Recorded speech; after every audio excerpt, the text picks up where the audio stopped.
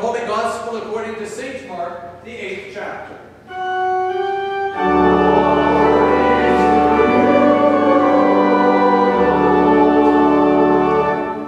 Now Jesus went on his way with his disciples to the villages of Caesarea Philippi, and on the way he asked his disciples, "Who do people say that I am?" And they answered him, "John the Baptist. Others, Elijah. Still others, one of the prophets." And he asked them, "Who do you say that I am?" Peter answered, "You're the Messiah." He sternly ordered them not to tell anybody about him. Then he began to teach them that the Son of Man must undergo great suffering and be rejected by the elders, the chief priests, and the scribes, and be killed, and after 3 days rise again. And he said all of this quite openly. And Peter took him aside and began to rebuke him. But turning and looking at his disciples, Jesus rebuked Peter, saying, "Get behind me, Satan. You set your mind not on divine things, but on human things." And he called the crowd with his disciples, and he said to them, "If any would become my disciples, let them deny themselves, take up their cross, and follow me. For those who would save their life will lose it, and those who lose their life for my sake and for the sake of the gospel will save it. What will it profit them to gain the whole world and forfeit their life? Indeed, what can they give in return for their life?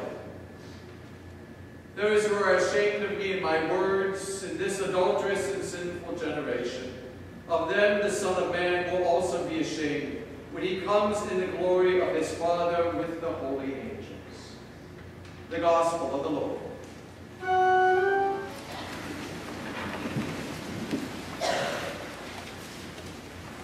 I've had this feeling for years and years. Wouldn't it be great to have been in Palestine 2,000 years ago and actually heard Jesus? Can you imagine that? Wouldn't it have been great to just be? Don't you wonder what must that have been like? He had to have been an engaging personality. He had to say things that really captured people in an interesting way. He did things that obviously people responded to. What would that have been like to actually hear that and see that and be part of that? And if you've ever thought that, I bet you also feel it. And I bet I would have thought it. We all did, right? Because we read these stories. And these disciples, they're just all daft. All of them. All the time. They're daft. And you look at this and you say, good Lord. They were sitting there with Jesus of all people. How could they miss it? How could they not get it? How could they not just miss the whole point of it? All the time, every time. We know if we were there, we would have been smart. Right? We would have been the smart ones. We would have gotten it. We would have known what the score was. We would have moved on. We wouldn't be so daft. We would be better Peters and Johns and Marys and Marthas. We would have done better on that. Because after all, it's Jesus for heaven's sakes. Jesus for heaven's sakes.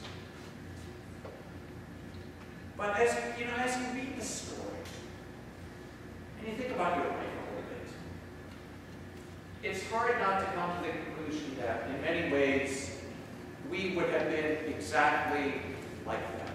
Because we are exactly like them. Because, you see, the problem isn't so much they didn't hear what he had to say.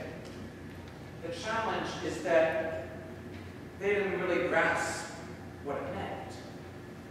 And what we see that played out in this story, they get the point, Peter gets the point that Jesus is Messiah.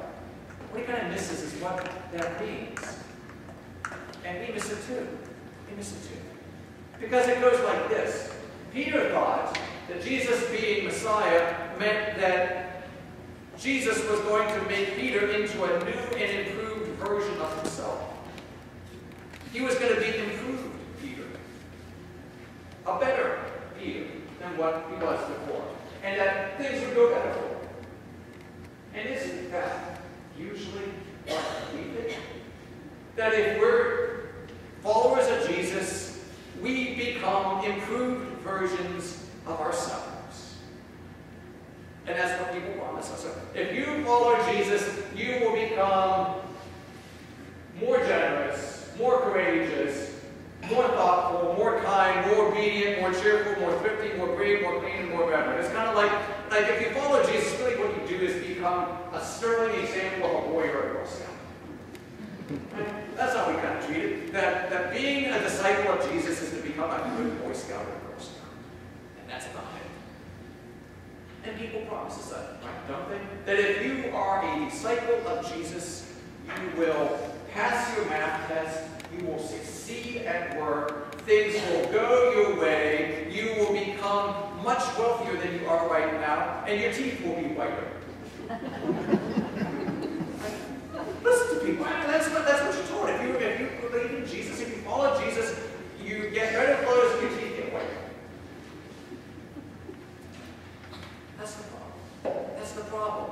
Because the day is going to come that you're going to fail your math test. You or somebody you know is going to get cancer.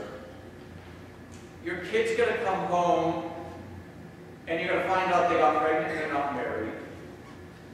They might fail out of college and things go wrong at work. And what do we say then? What do we say then? We say, God, where were you? God, where were you? Because that doesn't fit into the scheme of things. That doesn't fit into the way it's supposed to go if you're a Christian and you believe in Jesus. Because Jesus is making improved versions of us. He is not supposed to let bad things happen to us. And when they do, what do we say? But God, where were you? As if somehow all of these things, even though we denied it, were proof of the fact that we were special to God. And in that moment, we are standing there with Peter in Caesarea Philippi, shaking our finger at Jesus and saying, this isn't the way things are supposed to go. Because we heard Jesus say he was going to make us new. And we thought that meant he would make us improved. And we're stunned to find out that in Jesus' mind, new is new in the ways that God sort of sees the world. New is about seeing the world in unimaginable ways that we couldn't have imagined, we couldn't have grasped before. New is about reordering our priorities as to who matters and who doesn't matter. New is about somehow grasping the sense that we're not the center of the universe and that our desire is not the center of all things at all times. New is finding out that somehow that people matter in ways that we never thought they did, and for reasons we couldn't have imagined. And if you grasp that, how long can you push back at the world before the world pushes back at you? That's what he's saying. Take up your cross and follow me. If you're going to push back at the world long enough, it's going to push back at you. The Son of Man will be despised and rejected by the elders and the chief priests and scribes, and he will die. You can't keep saying that the people who are the losers somehow come out ahead of the people who are the winners very long, and not have the winners get a little angry about it. You can't help the poor and the dispossessed and really ask questions about why they are poor and dispossessed very long before the world pushes back at you. You can't ask, will God ever make the world a new and better place? And not ask, am I getting to be sorted in the order of things? In the sense that the world will push back at you. And that's what he's saying. The world is changing.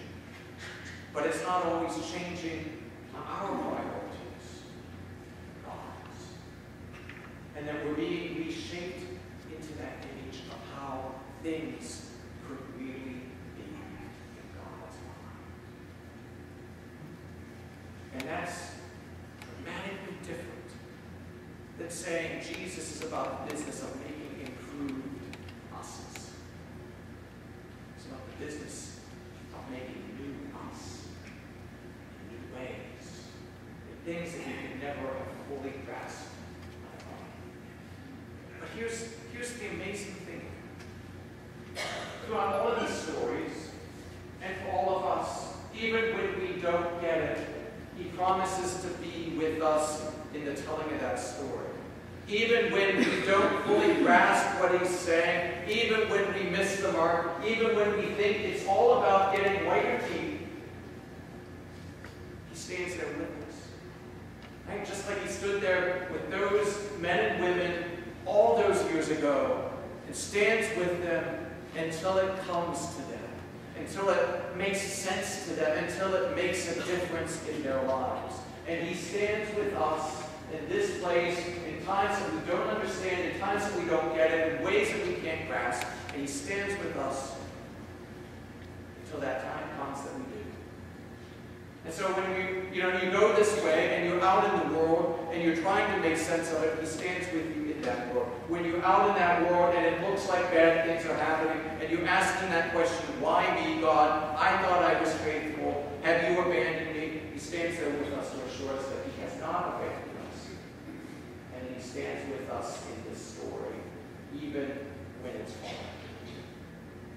So when you go your way this week, I would hope that you know that when everything is going your way, Jesus is there with you, and somewhat to remind you that this isn't all there is, and that having your way isn't all there is to this life, and that if you're out in that world and nothing is going your way, that you know that he stands with you to remind you that you are not lost, you are not forgotten, and that your life has meaning in him.